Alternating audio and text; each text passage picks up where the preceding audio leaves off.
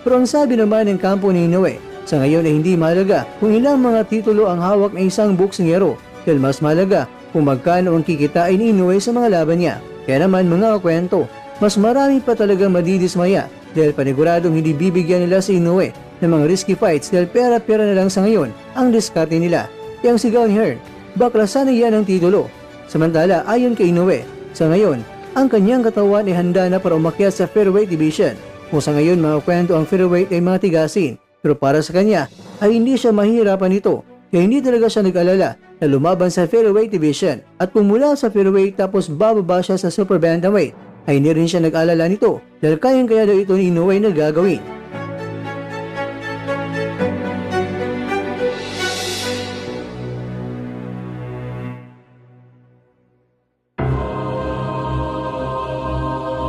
Mga kakwento, Kim Hee-jun na